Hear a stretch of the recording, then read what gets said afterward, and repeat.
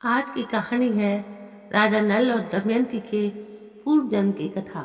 नमस्कार दोस्तों, मेरे इस चैनल पर आपका स्वागत है। किसी समय आबू पर्वत के पास आहुक नाम का एक भील रहता था। उसकी परम सुंदर स्त्री का नाम आहुआ था। वो बड़ी पतिव्रता तथा धर्मशील थी। दोनों ही पति पत्नी बड़े शिव भक्त तथा अतिथि सेवक थे। एक बार भगवान शिव ने उनकी परीक्षा लेने का विचार किया। उन्होंने एक यति मानव का रूप धारण किया और संध्या के समय उन दोनों के घर पर जाकर कहने लगे, भील, तुम्हारा कल्याण हो। मैं आज रात भर यहीं रुकना चाहता हूँ। क्या तुम दया कर एक रात मुझे अपने यहाँ रहने के लिए स्थान दे सकते हो? इस पर भील ने उनके भीमकाय शरीर को देखकर कहा, स्वामिन, मेरे पास स्थान बहुत थोड़ा है, उसमें आप कैसे रह सकते हैं? यह सुनकर निराश हुई यति चलने को ही थे कि उस भील की स्त्री ने अपने पति से कहा, स्वामी, यति को लौटाइए नहीं, तनिक गृहस्थ धर्म का विचार कीजिए, ऐसा उचित नहीं होगा।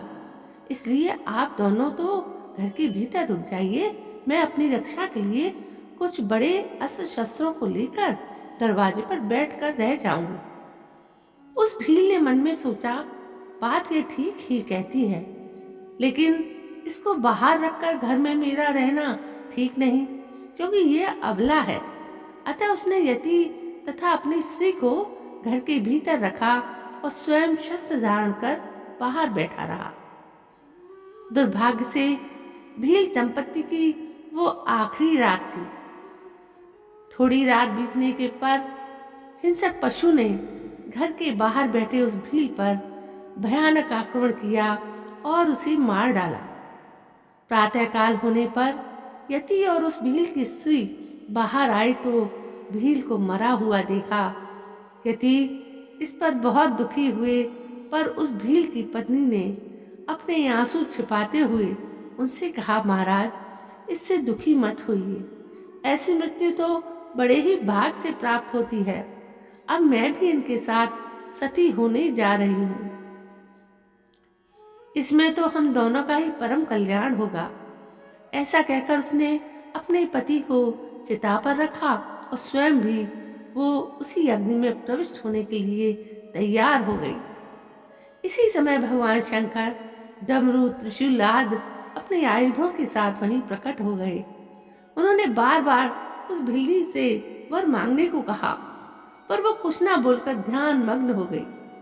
इस पर भगवान शिव ने उसे वरदान दिया कि तुम दोनों का साथ चिरस्थायी होगा। अगले जन्म में तुम्हारा पति निषद देश का राजा वीरसेन का पुत्र नल होगा और तुम्हारा जन्म विदर्भ देश के राजा भीमसेन की पुत्री दमयंती के रूप में होगा। यह यति भी वहाँ हंस के रूप में होगा और यही तुम दोनों का सहयोग कराएगा। वहाँ तुम दोनों असीम राज सुखों का भोग करके अंत में दुर्लभ मोक्ष पद को प्राप्त करोगे। ऐसा कहकर ही भगवान शंकर वहाँ से अचलेश्वर लिंग के रूप में स्थित हो गए और कालांतर में ये दोनों भील दंपत्ति नल दमयंती के रूप में जन्म लिए। सनातन धर्म के महाकाव्य और विश्व के सबसे बड़े ग्रंथ महाभारत में राजा नल और उनकी प्रेमिका दमयंती की बड़ी रोचक कथा आती है। एक बार ज्येष्ठ पांडुपुत्र धर्मराज युधिष्ठिर के विशेष आग्रह करने पर महर्षि वृद्धश्व ने उन्हें नल दमयंती की कथा सुनाई, जो उन्हीं के शब्दों में इस प्रकार से थी। पांडुपुत्र किसी समय में निषद देश के वीरसेन नाम के एक राजा हुआ करते थे। उनके पश्चात उनके पुत्र युवराज नल एक बड़े ही गुणवान, परम सुंदर, सत्यवादी, जितेंद्रिय, सबके प्रिय, वेदज्ञ एवं ब्राह्मण भक्त राजा सिद्ध हुए। ऐसा कहा जाता है कि उनकी सेना शक्ति बहुत विशाल थी। सम्राट नल स्वयं अस्त्र विद्या में अत्यंत निपुण थे। बड़े भारी वीर एवं बेताल उन्होंने सिद्ध किए थे। कहते हैं कि बिजली की गति से वे अस्त्रों की बौछार करते थे और अपने शत्रुओं को संभलने का मौका भी नहीं देते थे। क्षत्रिय सम्राट नल अत्यंत वीर योद्धा, उदार और प्रबल पराक्रमी तो थे ही, किंतु उनमें एक बड़ा भारी दुर्गुण भी था। उन्हें युद्ध क्रीड़ा का भी कुछ शौक था। उसी कालखंड में उनके राज्य से कोई शताधिक कोस दूर विदर्भ देश में भीम नाम के एक राजा राज्य करते थे। वे भी नल के समान ही सर्वगुण संपन्न और पराक्रमी थे, किंतु उन्हें कोई संतान नहीं थी। संतान शोक में उनका शरीर दुर्बल एवं कांति क्षीण होता जा रहा था। फिर उन्होंने अपनी सेवा व आतिथ्य स्वीकार सत्कार से दमन ऋषि को प्रसन्न कर लिया और उनसे वरदान स्वरूप 4 संतान प्राप्त की थी। उनमें 3 पुत्र थे और 1 कन्या थी। उन्होंने अपने पुत्रों के नाम रखे दम, दांत और दमन, और अपनी पुत्री का नाम उन्होंने रखा दमयंती। भीमसेन की कन्या दमयंती विलक्षण यौवन की स्वामिनी एवं रूपवती थी। उसके विशाल नेत्र, चौड़े कंधे, उन्नत एवं सुडौल वक्षस्थल तथा मनोहर कटी प्रदेश अप्सराओं को भी लज्जित करता था। उसके बुद्धि विवेक को देखकर विद्वान भी चकित हो जाते थे। देवियों और अक्षिणियों में भी वैसी अभूतपूर्व सुंदरी कन्या कहीं देखने में नहीं आती थी। उन दिनों कितने ही भद्र पुरुष एवं स्त्रियां विदर्भ देश से निषद देश में अपने कार्यों के चलते आते और राजा नल के सामने भीमसेन की पुत्री दमयंती के रूप और गुण का बखान करते। इसी प्रकार से निषद देश में विदर्भ में जाने वाले लोग भी थे, जो दमयंती के सामने राजा नल के रूप, गुण और पवित्र चरित्र का वर्णन करते। कुछ काल बीतने पर इस प्रकार से दोनों के हृदय में एक दूसरे के प्रति पारस्परिक प्रेम का बीज अंकुरित हो गया। देवयोग से एक दिन की घटना है। राजा नल ने अपने महल के सरोवर में कुछ हंसों को क्रीड़ा करते देखा। उन्होंने ठिठोलीवश एक हंस को पकड़ लिया। हंस ने मनुष्यवाणी में उनसे कहा, आप मुझे छोड़ दीजिए तो हम लोग दमयंती के पास जाकर आपके गुणों का ऐसा वर्णन करेंगे कि वो आपको अवश्य वर लेगी। सम्राट नल सकते में आ गए, क्योंकि उस हंस ने उनके अंतर मन में बसी हुई उनकी प्रेमिका को पहचान लिया था। उन्होंने हंस को छोड़ दिया। राजा से विदा लेकर वे सारे हंस उड़कर विदर्भ देश में गए। दमयंती अपने राजमहल के सरोवर के उन हंसों को देखकर बहुत प्रसन्न हुई और हंसों के पास जाने के लिए उनकी ओर दौड़ने लगी। दमयंती जिस हंस को पकड़ने के लिए दौड़ती, वही बोल उठता कि अरे दमयंती, निषद देश में एक नल नाम का राजा है। वो देवताओं में श्रेष्ठ अश्विनी कुमार के समान सुंदर है। मनुष्यों में तो उसके समान सुंदर एवं तेजस्वी और कोई नहीं है। वो तो मानो साक्षात कामदेव ही है।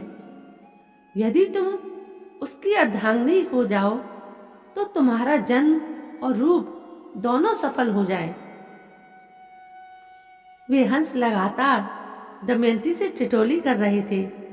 उन्होंने दमयंती से कहा, अब हम लोगों ने तो देवलोक, गंधर्व लोक, मनुष्य लोक, नाग लोक और पाताल लोक को भी घूम घूम कर देखा है। नल के समान सुंदर पुरुष देखने में कहीं नहीं आया।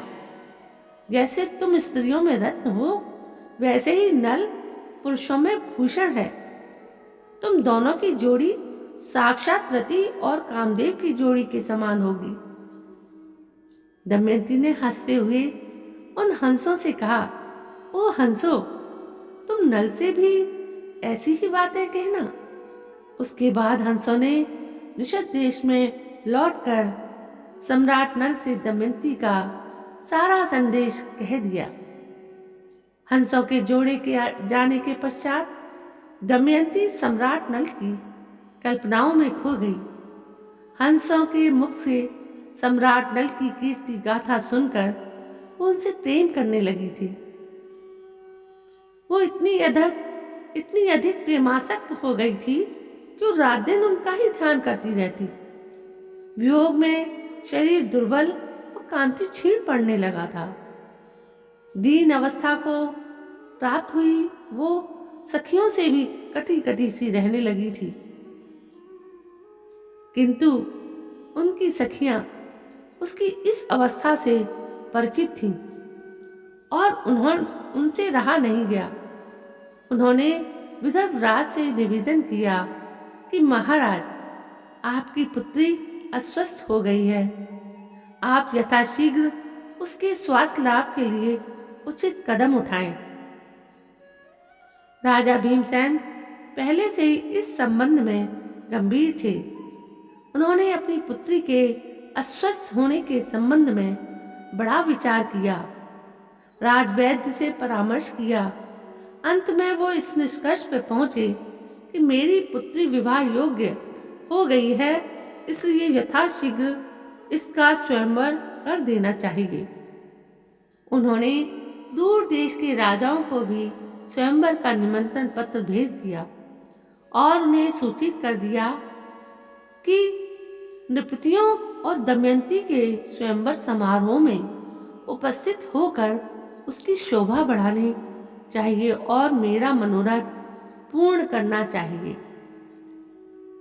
देश विदेश के नृपति सम्राट हाथी घोड़े रथों की ध्वनि से पृथ्वी को मुखरित करते हुए सज धज कर विदर्भ देश में पहुंचने लगे। भीमसेन ने सबके स्वागत सत्कार की समुचित व्यवस्था की। देवयोग से कुछ ऐसा हुआ कि देवर्षि नारद और पर्वतराज के द्वारा देवताओं को भी दमयंती के स्वयंवर का समाचार मिल गया। विभिन्न स्वर्गों के इंद्र आदि समेत सभी लोकपाल भी अपनी मंडली और वाहनों सहित विदर्भ देश के लिए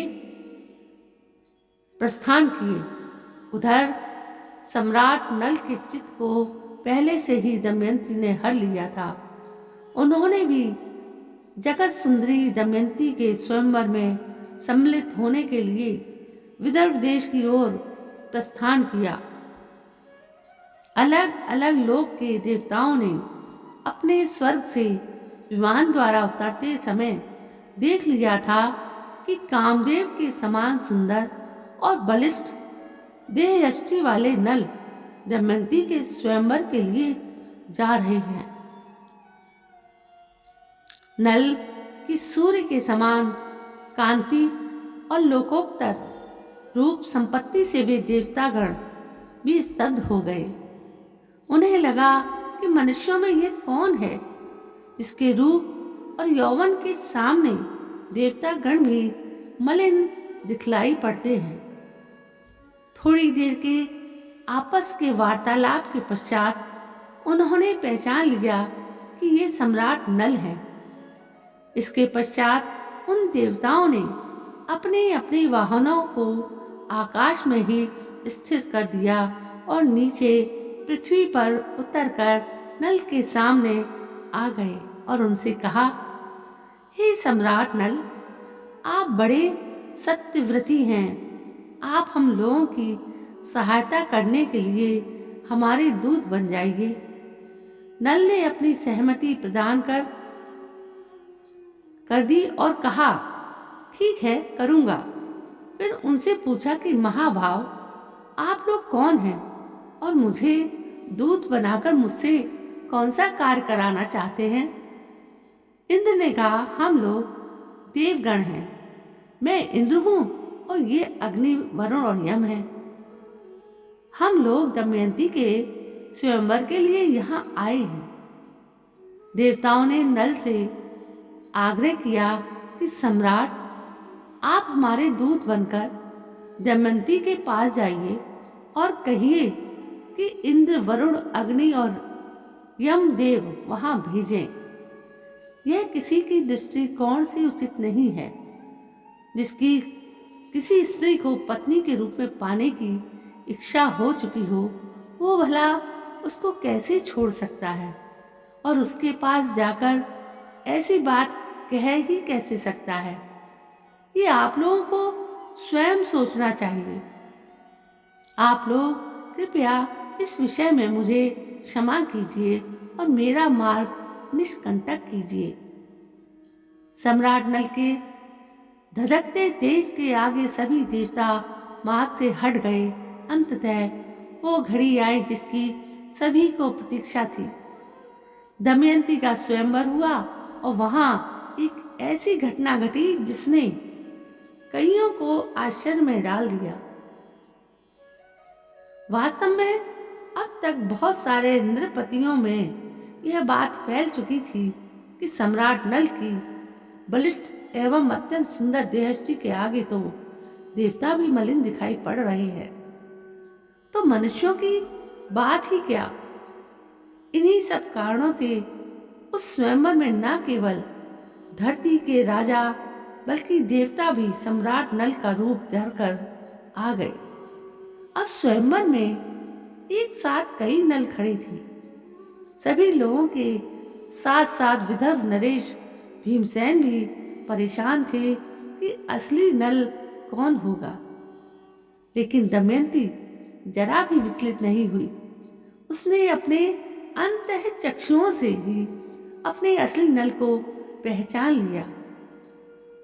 दमयंती को इस प्रकार से अपने हृदय सम्राट नल को पहचानते देखकर समस्त देवताओं ने भी उन दोनों को अभिवादन किया और धरती के नृपतियों ने उनका अभिनंदन किया। इस तरह आंखों में झलकते भावों से ही दमयंती ने असली नल को पहचान कर अपना जीवन साथी चुन लिया था। नव दंपत्ति को देवराज इंद्र समेत सभी देवताओं का आशीर्वाद प्राप्त हुआ। दमयंती निषद नरेश राजा नल की महारानी बनी। दोनों बड़े सुख से समय बिताने लगे। दमयंती एक दिव्य स्त्री थी। पतिव्रता स्त्रियों में वो शिरोमणि थी। अभिमान तो उन्हें कभी छू भी नहीं सकता था। कालानुक्रम में दमयंती के गर्भ से एक पुत्र और एक कन्या का जन्म हुआ। दोनों बच्चे माता पिता के अनुरूप ही थे। सुंदर रूप और दिव्य मानवीय गुणों से संपन्न थी। किंतु समय सर्वदा एक सा नहीं रहता। दुख सुख का चक्र निरंतर चलता ही रहता है। वैसे ही महाराज नल गुणवान, धर्मात्मा तथा पुण्य श्लोक से थे, किंतु उनमें एक प्रबल दोष था, धुत यानी जुए का व्यसन। नल के एक भाई का नाम पुष्कर था। वो नल से अलग रहता था। यद्यपि पुष्कर स्वयं व्यसनी था एवं नल से भयंकर ईर्ष्या भी करता था, किंतु नल के मन में उसके प्रति कोई दुराव नहीं था। भाग्य ने पलटा खाया और पुष्कर ने उन्हें द्युत क्रीड़ा के लिए आमंत्रित किया। खेल आरंभ हुआ। भाग्य अत्यंत प्रतिकूल हो रहा था और नल उसका अनुमान तक न लगा सके। उस द्युत क्रीड़ा में नल हारने लगे। उनका सोना, चांदी, रथ, राजपाट सब हाथ से निकल गया। महारानी दमयंती ने थोड़ा अनुमान लगा लिया था। उन्होंने प्रतिकूल समय जानकर तत्काल अपने दोनों बच्चों को विदर्भ देश की राजधानी कुंडिनपुर भेज दिया था। इधर नल जुए में अपना सर्वस्व हार गए। यहाँ तक कि उन्होंने अपने शरीर के सारे वस्त्राभूषण उतार दिए। केवल एक वस्त्र पहनकर नगर से बाहर निकले। उनकी धर्मपत्नी दमयंती ने भी मात्र एक साड़ी में पति का अनुसरण किया। दोनों नगर के बाहर वन में आ गए रहने के लिए। एक दिन जंगल में राजा नल ने सोने के पंख वाले कुछ पक्षी देखे। नल ने सोचा, यदि इन्हें पकड़ लिया जाए तो इनको बेचकर निर्वाह करने के लिए कुछ धन कमाया जा सकता है। ऐसा विचार कर उन्होंने अपने पहनने का वस्त्र खोलकर पक्षियों पर फेंका, किंतु वे पक्षी वो वस्त्र लेकर उड़ गए। अब राजा नल के पास तन ढांकने के लिए भी कोई वस्त्र न रह गया। नल का भाग्य प्रबल रूप से प्रतिकूल हो रहा था। नल अपनी अपेक्षा दमयंती के दुख से अधिक व्याकुल थे।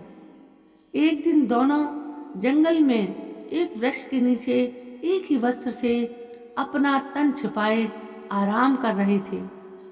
दमयंती को थकावट के कारण नींद आ गई।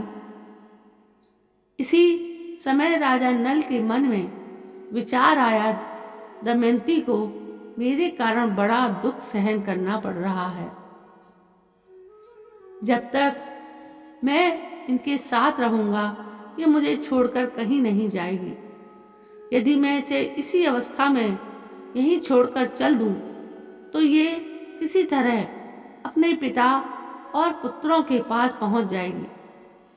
ऐसा विचार कर उन्होंने तलवार से दमयंती की आधी साड़ी को काट लिया और उसी से अपना तन ढककर तथा दमयंती को उसी अवस्था में छोड़कर वे चल दिए। दुखों की अधिकता से नल पूरी तरह टूट चुके थे। उन्हें अपने कृत्यों पर अत्यधिक पश्चाताप हो रहा था, किंतु नल ने अपने आप को संभाला और प्रण किया कि वो अपनी प्राण प्रिया पत्नी को, अपने पुत्रों तथा अपने राज्य को वापस लेकर रहेंगे। उधर जब दमयंती की नींद टूटी, वो बेचारी अपने को अकेला पाकर करुण क्रुधन करने लगी। भूख और प्यास से व्याकुल होकर वो भोजन की खोज में अचानक एक विशालकाय अजगर के पास चली गई और अजगर उसे निगलने लगा। दमयंती की चीख सुनकर एक बहेलिया ने उसे अजगर का निवाला होने से बचाया, किंतु वो बहेलिया स्वभाव से बहुत दुष्ट था। उसने दमयंती के सौंदर्य पर मुग्ध होकर उसे अपनी काम पिपासा का शिकार बनाना चाहा, किंतु दमयंती ने उसे धक्का देकर भूमि पर गिरा दिया और श्राप देते हुए बोली, यदि मैंने अपने पति राजा नल को छोड़कर किसी अन्य पुरुष का कभी चिंतन न किया हो तो इस पापी बहेलिये के जीवन का अभी अंत हो जाए। दमयंती की बात पूरी होते ही वो बहेलिया मृत्यु को प्राप्त हो गया। कालचक्र का पहिया घूमा। देवयोग से भटकते हुए दमयंती एक दिन चैंदे नरेश सुबाहु के पास पहुंच गई। राजा सुबाहु विदर्भ राज भीमसेन के मित्र थे।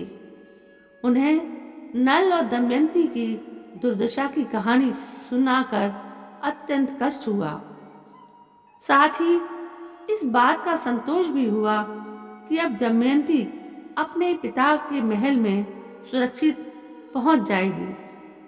उन्होंने दमयंती को यथोचित सम्मान के साथ उसके पिता के पास पहुंचा दिया और नल की खोज में अपने गुप्तचर विभाग को लगा दिया।